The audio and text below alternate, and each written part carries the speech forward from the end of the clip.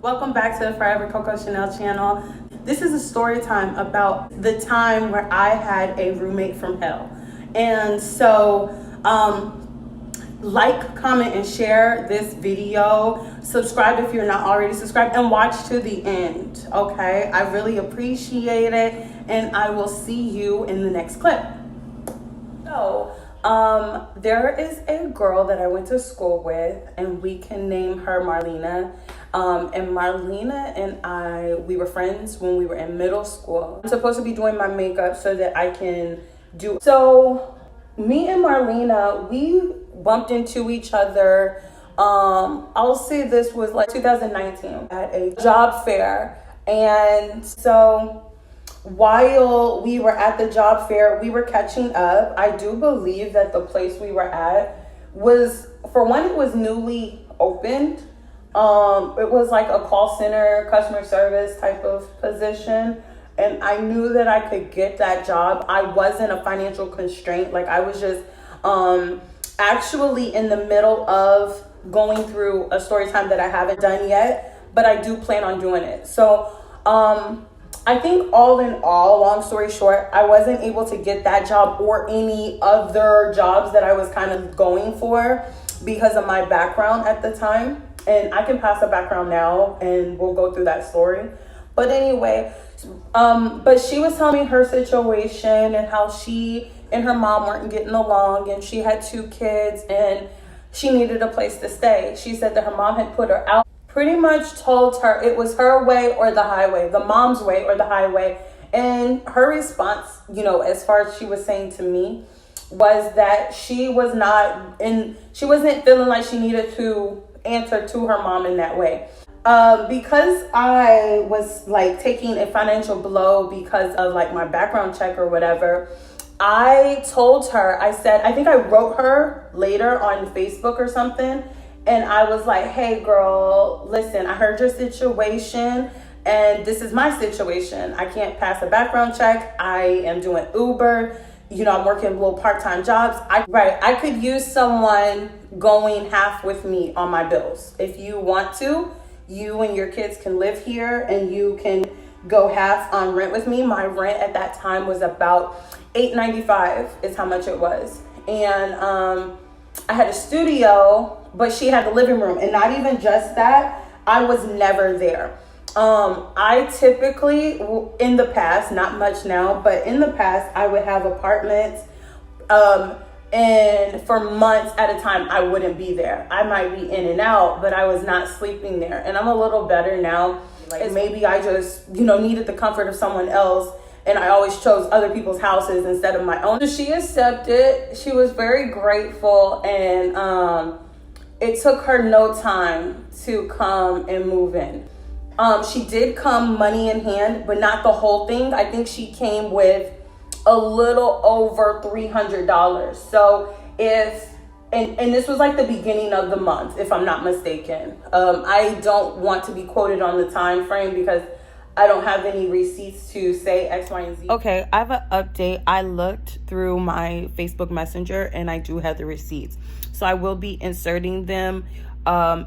Maybe it'll be now, or I will just be coming in making corrections. So the correction here is that I did ask her March 25th. So this was the tail of March and the beginning of April. But I do remember her knowing she needed to come with whatever half of $8.95 is. So she came with a short to $400, which was the first red flag. You know, if you're not ready to move, don't move. You know what I'm saying? Like, if you're not ready to make right, and if someone's not ready to pay you all that they need to pay you to move in, they don't need to move in, because more than likely there's not going to be any hustle or giddy up to them doing what they feel they need to do to get what they want, because at this point you've already given it to them. So her and her daughters, they move in, and like I said, I'm not there a lot, but maybe I was there to like welcome her in. And I'm gonna fix my makeup. Don't judge me. Anyway, so she comes in. I see her and her kids dynamic, and I'm not gonna speak about it because being a single parent is hard, especially if you don't have any role models that help you with as far as like influence or as far as like financially. Like you're impatient, you know what I'm saying, and you may not have a great model to how to handle patients with, kids in stressful times. So I get it.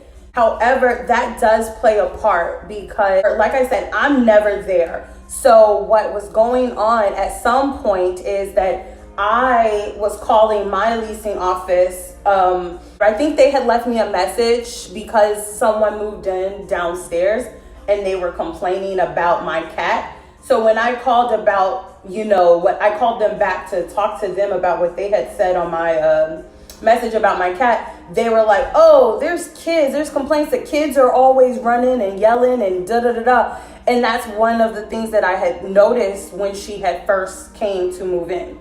So nonetheless, she moves in, she gives me the $300+ and, I just let her and her kids have the place.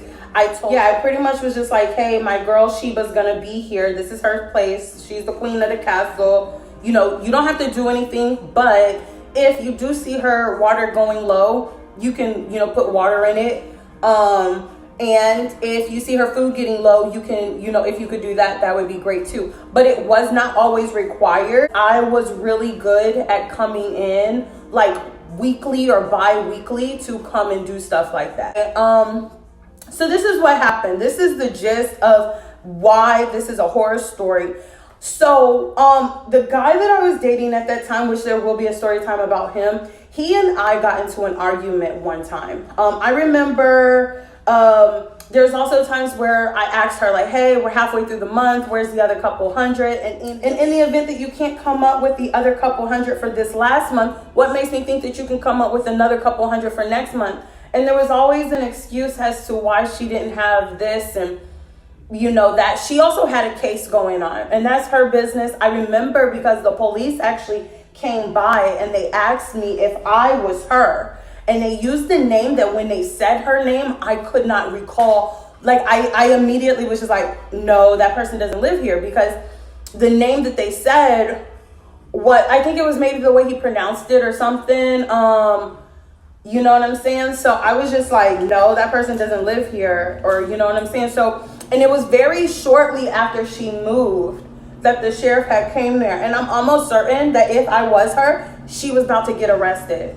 And she did. I told her what had happened about the police coming there. And she had told me that she telling me how the night before she had ran from the police. Bucked them is the word she used. This ain't had the money. So she was already looking kind of crazy for as far as I was concerned. But then the guy I was dating, he and I one night, and I was sleeping at his house, or I was going to my kid's grandma's house and, just spending time with them over there. However, this particular night, he and I got into an argument. It was too late for me to go over to their house, on top of the fact I had a place. So I went to my house. And so I was with a guy, right? And the time we were at the apartment before I had left that day, like another day, left the apartment after a visit that I was making at the house, at the apartment, he and I, we were in the bed and we did what we did because we were grown. And when I saw the bed once I had gotten back home, I remember being like, nah, it just, if you live on your own or you have your own room or whatever the case may be, how it is to come back into your space and know that something's not right. Like, the feeling like, nah, you just feel it. I go in there, I take a shower, which in the bathroom, there was a used condom in the toilet, but there was also a Magnum condom wrapper outside, maybe on the floor or on the counter. We're grown, so why are you not clean up after yourself? I'm glad that you're using condoms. And 3, why the fuck you ain't got this rent but you in here fucking? Fucking up the game, bitch, it gets no love. Like, that don't make sense. Before I met the guy that I was dating at the time, I had lived there for about 8 to 6 months, and I was not having sex with anybody. For one, I just wasn't, and that's one of the things that had it got me. That is what gets in the back. It's what gets me. It's like, I wasn't fucking in there. You come in here for less than a month with less of the rent, and you're fucking in here? Like, that doesn't make sense to me. So, I mean, but I ain't tripped. I took a shower. I got out. I went to my closet. I got dressed in there because now I have house guests. And then I got out of got out of my closet, looked at my bed, and it was in complete disarray. I knew that it was out of order. And so I get a sheet. I wrap myself up in the sheet because something told me that the bed was unsanitary. I get a sheet. I wrap myself up. And I go to sleep. I was upset from the night, what was going on. And I just wanted to go to bed and start the next day over, like on a new, better, fresh slate. It was very toxic, the relationship I was in, but that is definitely a story for later. And I say all that to say that I knew that we were gonna be good in the next couple of days or hours. Like, so I didn't want to trip. I just wanted to kind of just move forward with life altogether. So anyway, I wake up the next morning to her leaving out of the house in a hurry. And I'm hoping you on your way to some money, but being that this bitch never had any money to offer, it was just really questionable where and how she was spending her time. So like, there was other times where he and I, the guy I was with, would spend the night there while she was living there with me. And this wasn't the first time that she was waking up, leaving out. And again, where's the fucking money that you're supposed to be out there making? You know what I mean? I would give her suggestions like, hey, do Uber, do this. And it was always an excuse as to why she couldn't do it. Moreover, what happened, I get up out of the bed eventually, maybe not too long after this debacle, like her leaving out in this hurry. And for one, okay, let me say this. There were 2 condoms that I saw the night before I went to bed. I saw one in the bathroom, in the toilet, in the wrapper. It was outside of the bathroom. I had this like little foyer type of area in the, I had a basket in that area that I kept like dirty clothes or blankets. Like, I keep blankets in there now, but I think I kept my dirty clothes in there. I don't know what I was doing. Anyway, moral of the story is, there was a condom wrapper on it. So it was proof that this was like a repetitive thing. They was just in there fucking. Do the Humpty Hump, just watch me do the Humpty Hump. Like rabbits. All right, bet. I get up. And like I said, I saw my bed and I was like, nah, something ain't right. I got up eventually and I rolled over to the other side of the bed. Because at this point, I'm just sleeping on the edge of the bed, and then I roll over on the other side and there's a motherfucking condom, a Magnum condom on that side of the bed. If you were not on this side of the bed, there's no way your debris got over here. Now that I'm thinking about it, where the fuck was her kids at when she was fucking? Like, she did claim she didn't have any support with them. So it's just like, where the fuck were your kids? And unless they were in the living room and you were trying to get away from them while you were fucking in my bed, that's the only reason you would have been in my bed. Or you wanted to get adventurous and was like, oh, I wonder how it feels to fuck in another bitch's bed. That's why you got in my bed. And moving forward, I talked to the guy I was dating and I was just like, yo, I feel wild disrespected right now. Oh my God. I can't. I am disgusted. You better talk to her before I do, because I'm hurt her feelings. I'm disgusted. This bitch don't got the money, but she fucking, and she fucking niggas that's obviously like not able to do shit for her, and she's okay with it, and she's not really working on getting this money because she always coming up with an excuse. How does this bitch think she's gonna be living? Like, this ain't nah. And he was like, talk to her, give her a chance to tell you what happened. I'm so nervous to talk to her because, dealing with confrontation at that time for me was not an easy thing to do. but it's gotten very easy for me to do it now. So today I got time, cuz. So the shit that was acceptable before is definitely not acceptable now. Price definitely went up as far as access to me, continuous access to my patients and shit like that. Like, I'm not playing with no one no more. Yesterday's price is not today's price. Yesterday's price is not today's price. And it's not to say that I'm a hurt, tarnished person. My boundaries went far up, and me letting people know where they had me fucked up is so easy and simple to me. In fact, it's less complicated. Why am I going to continue to deal with more of your shit when I can let you know, hey, this is where you have me fucked up, and then this is where we get off. This is where you're getting off because I'm cutting you off. Moving forward, I call her while I was out getting money. Because we were both on a hustle, so I got it, like I felt it. But this bitch obviously thought she had a free ride living with me, not making shit happen for herself. And let me say this, if someone tells you that their mom won't let them live with them, they should not be welcomed at your shit. Because I promise you, at some point their mom was putting up with their shit and decided not to anymore. Okay? And so if she's done with their shit, there's a good chance you're gonna have to deal with their shit, and you're gonna end up being tired of dealing with their shit. So just don't put yourself in that position. And I really hope that gets to who it needs to get to before this becomes a story time this comes a moment that you're making a story time about. Call her, and she's on the phone, and I'm not here to bash her or make her look bad, but she's really like, I was like, you was fucking in my bed? And she's like, no. I asked her, I said, yo, I went to my house and there's a condom in my room or on the other side of my bed. Were you fucking in my bed? And she's like, no, I wasn't. The cat must have kicked it over there. All this extra dumb shit, right? And so that wasn't even the point. The point is, you don't have all of this rent. Whoever you're fucking wasn't able to help you with the rent. The guy I was dating at the time for May, the month of Mother's Day, he paid my rent. And like I said, I was just going through a really tough time around that time. It was from the spring to the summertime. From the spring to the fall. From the spring to winter the next year.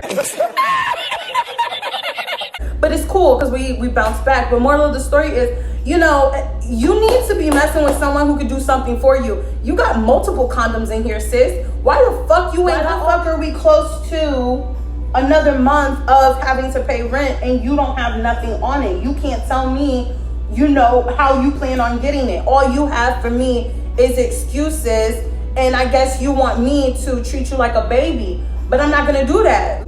Girl, fuck you.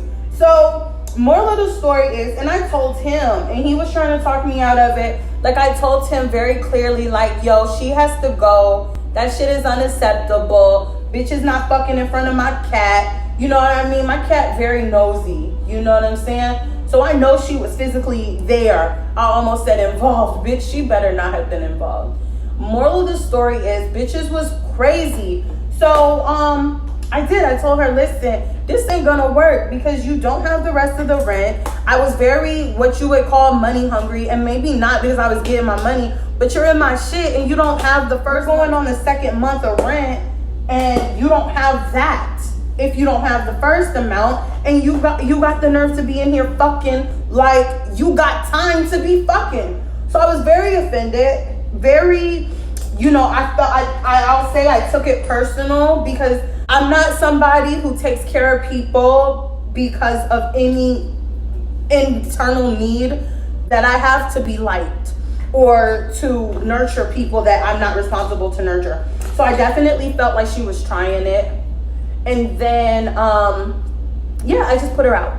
So she comes, she calls me, and she's like, hey, I'm gonna come get my stuff. And I'm like, cool. My guy, he was such a fucking bitch, y'all. He was such a fucking bitch because I knew she was bringing a guy. I don't know how I knew, but maybe she told me through a text that she was bringing someone. I was like, okay, cool. Like, I'll come to I don't know. Maybe she didn't have a key anymore, or maybe she knew that I wanted to be there when she left. I don't know, child, but I know that the bitch ended up stealing from me, which is crazy. Maybe she took it before, because I remember being there when she got all of her shit, and I never would have let her walk out of the apartment with my shit. But I used to, and still do, get my my toiletries and things like that from Sam's Club, so it comes in bulk. My shit was so wiped out when she left. It was crazy. It was crazy how I went from having enough fucking toilet paper to last me to the end of that season or year, and when she left, I had nothing of the sorts. So he comes with me to help her, like, get her shit and collect her key or whatever. And I remember him making it about him.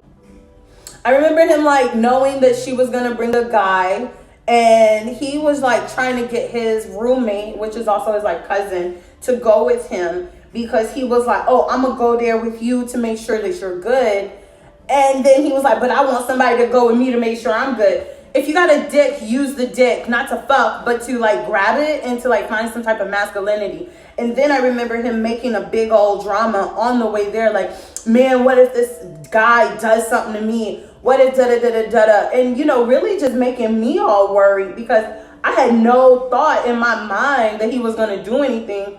But this bitch ass nigga sitting next to me, I'm like, damn, what if they are mad and they want to do something? Like, whatever. Like, I was thinking, like, he had me thinking. So anyway, so yeah, I mean, like I said, met her at the place. She collected her stuff. She was definitely, you know, not happy about me telling her, but she knew she had fucked up. You know what I mean? And another thing I think she knew is that she wasn't going to be able to pay and get over. She knew that when I was saying all that shit, she knew, boom, I'm not going to be able to pay this girl for next month. So even if we're not having this conversation now, we're eventually going to have a similar conversation, because I'm not going to be able to pay, because I'm fucking niggas who can't pay me anything. 1, 2, then she's just like, you know what? Either she actually did fuck in my bed, which I believe she did, and she just knew, like, you know what? There's no talking myself out of this. So that pretty much concludes this story time. She moved out. I think she unfriended me, which was most likely to talk shit without someone being able to fact check her about what the fuck she had going on. But that's the typical. I want to hear from you guys. Like, would you guys let someone move in with you guys if they were short on the rent? Would you be lenient with them? What would you have done, and what do you think I should have done differently? Or do you think I handled it well, and do you think that you'd have handled it the way I handled it? I would love to hear from you guys. Go ahead and leave me a comment below. Like this video, because it lets me get to other people who may like this content as well. Stay tuned for the clip at the end of the video that is going to be the reel that I have done this look for. And I'll see y'all in the next one. Bye. Big body bands, remember I used to be dusty. Big body bands, remember I used to be dusty. Big body bands, remember I used to be dusty. Big body bands, remember I used to be dusty. Now I want my money, all hundreds and